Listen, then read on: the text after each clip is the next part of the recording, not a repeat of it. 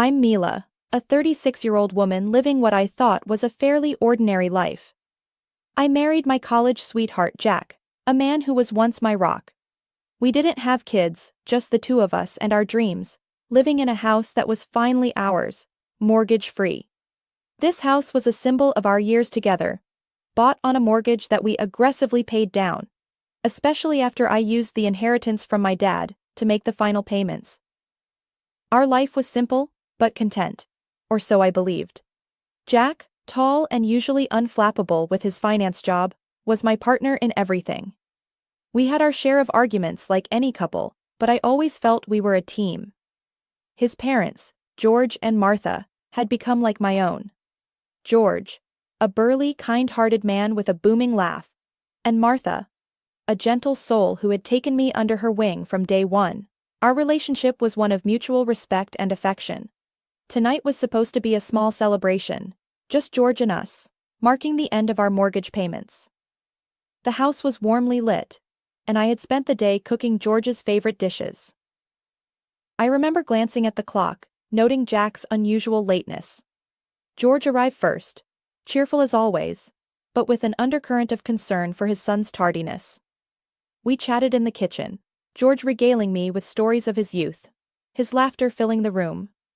But as the night grew older, my anxiety crept in. Finally, the doorbell rang, and I rushed to open it, expecting Jack, maybe with a story of traffic or a last-minute work emergency. What I saw instead felt like a scene from a movie. Jack stood there, not alone, but with a young, stylish woman clinging to his arm. She had an air of confidence, almost defiance, as she scanned our home, her eyes lingering on the pictures of our life together on the walls. "Jack, what's going on?" I managed to get out, my voice a mix of confusion and rising anger. Jack looked different. His usual calm demeanor was replaced with a cold, almost cruel smirk. "This is Lana," he said nonchalantly, his grip on her waist possessive. "She's going to be my wife." The words hit me like a freight train. Wife? Jack, are you joking? What about us? Our life together? George, who had come to see what the commotion was about, looked as shocked as I felt. "Jack, son, what are you saying?" Lana finally spoke, her voice sharp and businesslike. "Looks like a nice place. We'll probably change a few things once it's ours." Jack's next words felt surreal. "Mila, I want a divorce. It's time you left." I was stunned, my mind racing. "Divorce, Jack? We built this life together, and you want to throw it away for her?" George's face was red with anger and disbelief. "Jack, think about what you're doing. This is madness." Jack shrugged dismissively. "My mind's made up. Start packing, Mila. This house isn't yours anymore." I stood there rooted to the spot, as George took my arm. "May, let's go, you don't need to take this." We left the house, my home, a place filled with memories now tainted by betrayal. I spent the night at George and Martha's, their kindness a small comfort in the storm of my suddenly shattered life. I woke up in George and Martha's guest room, feeling like I'd been hit by a truck. The events of last night replayed in my mind, each detail a fresh jab of pain. I could hear George and Martha in the kitchen, their voices a low murmur. Dragging myself out of bed, I stumbled into the kitchen where George was making coffee and Martha was setting the table. They both looked up as I entered, their faces a mix of concern and anger. "Morning, May?" George said gruffly, handing me a cup of coffee. "Slept any?" Martha came over and gave me a hug. "That boy has lost his mind, Maa. You don't deserve this." "I don't know what to do, Martha. My whole life just turned upside down." George slammed his cup on the table, his usual jovial demeanor gone. "We can't let him get away with this, Emma. He can't just throw you out like yesterday's garbage." Martha nodded, her eyes fierce. "You've put too much into that house, into that marriage. It's not right." I felt a surge of anger thinking about Jack and Lana in my house.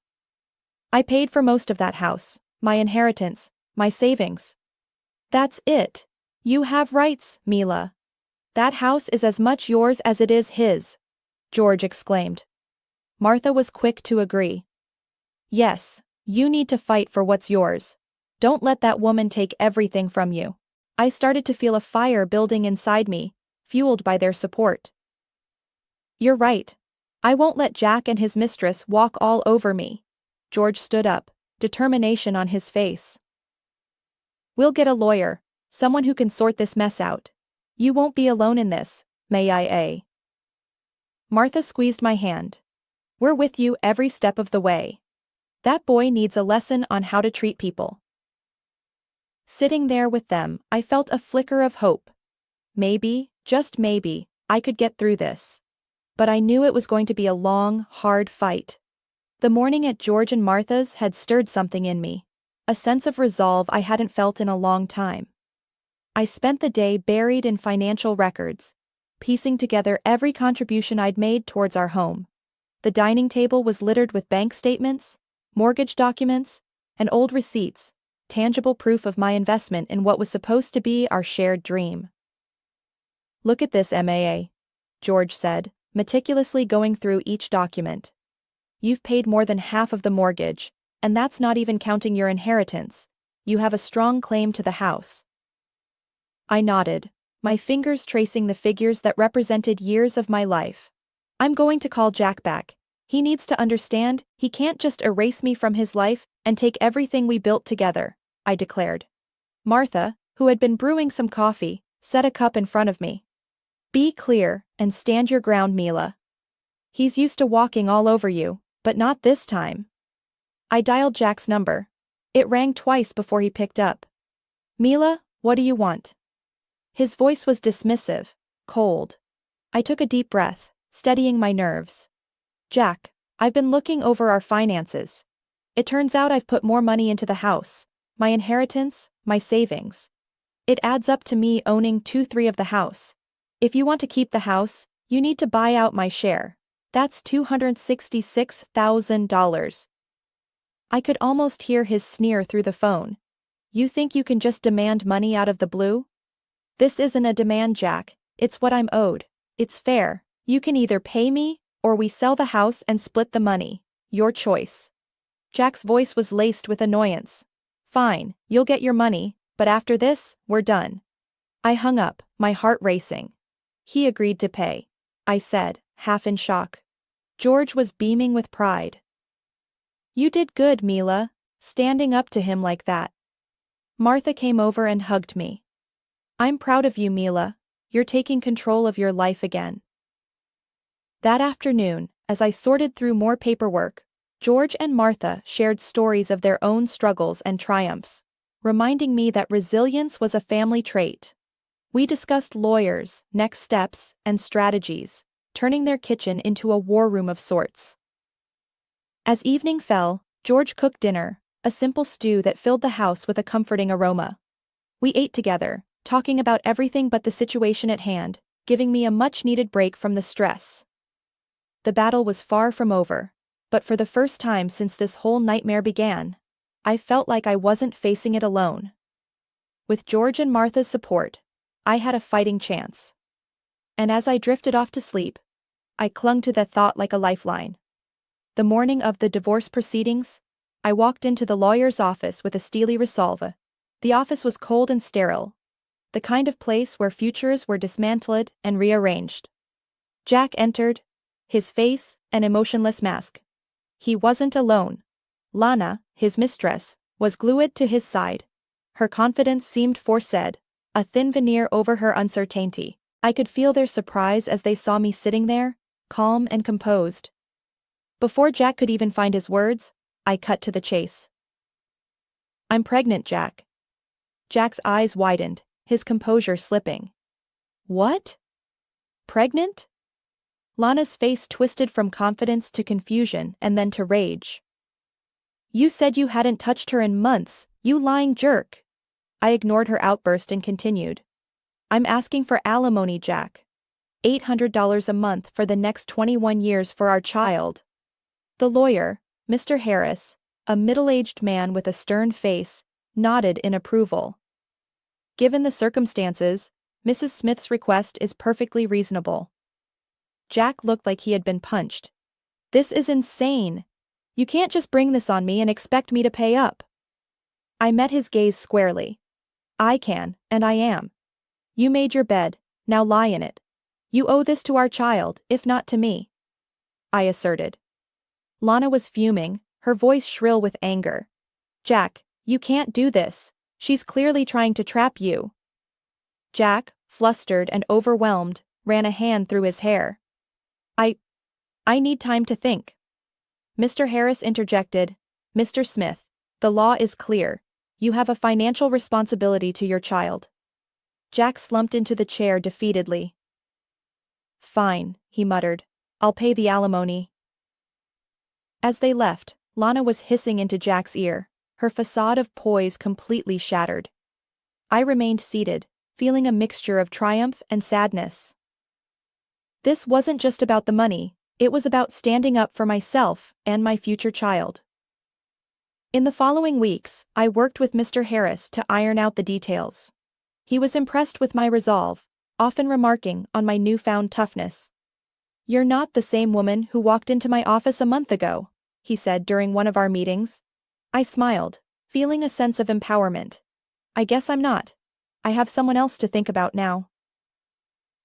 As I left his office after signing the final papers, I felt a sense of closure. The battle was tough, but I had come out stronger. I was ready to face whatever came next, not just for me, but for my child as well. After the tumultuous divorce proceedings, I found an unexpected source of strength in Jack's parents, George and Martha. We sat in their cozy living room, plotting our next move. We need to show that scoundrel he can't just trample over our family, George said, his voice tinged with anger. Martha added, We've got to be smart about this. We can't just barge in there and make a scene. I agree, but what can we do? He's made his bed with Lana, I said. George stopped pacing and turned to me. What if we visit them regularly, make our presence felt, remind Jack of the family he's turning his back on? Martha's eyes lit up. Yes, and it'll drive that little homewrecker up the wall. She won't like us being around, reminding her of what she's done. Their cunning plan made me smile. You think it'll work? Make her uncomfortable? George grinned. Oh, I'm sure it will. We'll be the most annoying, ever-present in-laws she won't know what hit her. Martha clapped her hands together. We'll start tomorrow, a nice long unannounced visit. The next day, we executed our plan. George rang the doorbell of what used to be my home. A big smile plastered on his face as Jack opened the door. Son, we thought we'd drop by, spend some quality time together, George boomed, stepping inside without waiting for an invitation. Lana appeared behind Jack, her smile forced. Oh, what a surprise! And what is she doing here? Martha breezed past her, adding, She's with us. We just couldn't stay away, it's been too long. We spent hours there, talking loudly, laughing, and reminiscing about old times, pointedly ignoring Lana's growing discomfort. Every time she tried to interject or change the subject, George or Martha skillfully steered the conversation back. As we left, Lana's frustration was evident. She was fuming, barely managing a fake smile. In the car, Martha chuckled. Did you see her face? She was about to explode. George was laughing too. We're just getting started. That girl has no idea what she's in for. I sat in the back seat, a sense of satisfaction washing over me. It was a small, petty victory, but after everything that had happened, it felt good to take some control back, to push back against the injustice of it all. With George and Martha by my side, I felt stronger, ready to face whatever came next. A few weeks after our in-law intervention strategy began, I received unexpected news from Martha during one of our coffee chats. Mila, you won't believe it. Jack's put the house up for sale, she said, her voice a mix of shock and satisfaction. I almost choked on my coffee. What? Why would he do that? Martha shrugged. Seems like Lana can't stand us being around, she's pushing him to move. I pondered the situation, an idea slowly forming in my mind. Martha, what if I bought the house back? George, who had been quietly reading the newspaper, looked up. Buy it back? You think that's a good idea? I nodded. Yes, but at a lower price. Jack's desperate and I have the money from the settlement. It's perfect. Martha smiled slightly. That would be quite the turn of events.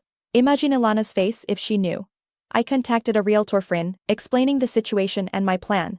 She agreed to help, ensuring my identity remained hidden during the negotiations. A week later, I sat with my realtor friend, discussing our strategy. Jack's asking for a high price, but we know he's desperate. Let's lowball him, my realtor suggested. I'll start the negotiations. He won't know it's you until the deal is sealed, she assured. The negotiations went back and forth for days. Finally, Jack caved, accepting a much lower offer than his initial asking price. My realtor friend called me with the news.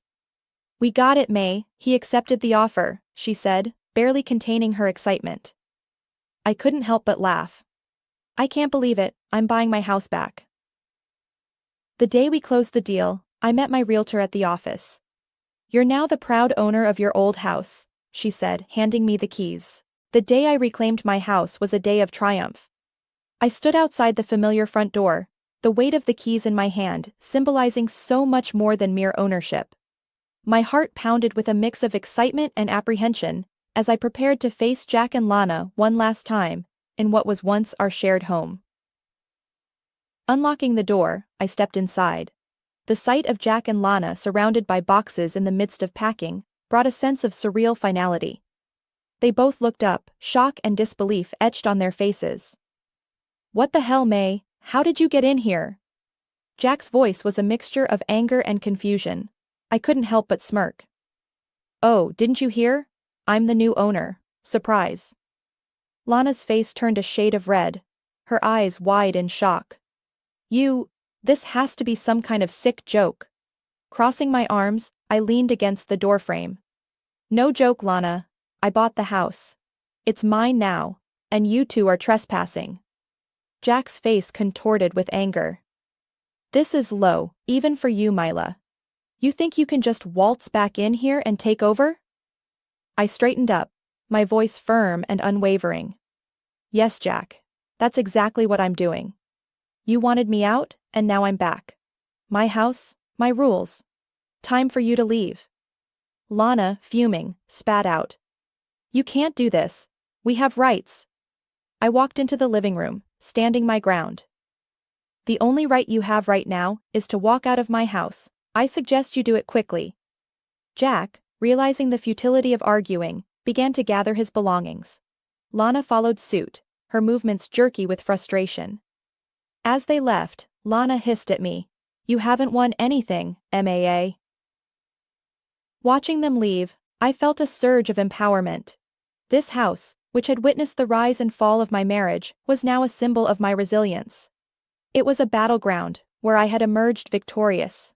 After the door closed behind them, I walked through the empty rooms, each space echoing with memories, both good and bad. But now, it was time to make new ones. I envisioned the house filled with laughter and love once more, a sanctuary for me and my future child. Sitting down in the quiet living room, I allowed myself a moment to take it all in. I had come full circle, but this time, I was in control. A victor reclaiming her kingdom. The journey had been fraught with pain and betrayal, but it had led me to this moment of triumph. My house, my rules, my life. I was ready to start anew, stronger and more determined than ever. One afternoon, as I was arranging the nursery for my soon-to-arrive baby, there was a knock on the door. I opened it to find George and Martha beaming with smiles. Ma, dear, how are you holding up? Martha asked as she stepped inside, her eyes taking in the changes I'd made. I'm doing well, Martha, getting ready for the baby, I replied, leading them into the living room. George, carrying a bag of baby clothes, chuckled. This little one is going to be spoiled rotten by us, you know that, right? He said. I laughed, the sound bright and genuine. I wouldn't have it any other way. As we sat chatting and laughing, another knock came at the door. This time, it was Jack. He looked different, worn out, a little defeated. Can we talk, Ma? Jack's voice was low, lacking its usual confidence. I hesitated but nodded, stepping outside to talk to him privately. I messed up, Mila, Jack started, not meeting my eyes. Lana left me. I'm broke, and I was hoping. I cut him off, my voice steady. Hoping for what, Jack? For me to take you back after everything? Jack's face crumpled. I know I don't deserve it, but I have nowhere else to go. I looked at him. The man I once loved, now just a stranger filled with regrets. Jack, I've moved on. I'm starting a new life for me and my baby. You need to do the same. He nodded slowly, the reality of the situation sinking in. I understand. I'm sorry, MAA. As he walked away, I felt a closure I didn't know I needed. Turning back to the house, I saw George and Martha watching through the window, their expressions a mix of concern and support. He won't bother you again, will he? George asked as I walked back in. I shook my head. No, he won't. I made it clear. Martha hugged me. You're so strong, Mila. We're so proud of you. Sitting back down, surrounded by the people who had become my true family, I felt a sense of peace. The journey had been long and fraught with pain, but it had led me here, to a place of strength and new beginnings. The future was uncertain, but it was mine to shape, and I looked forward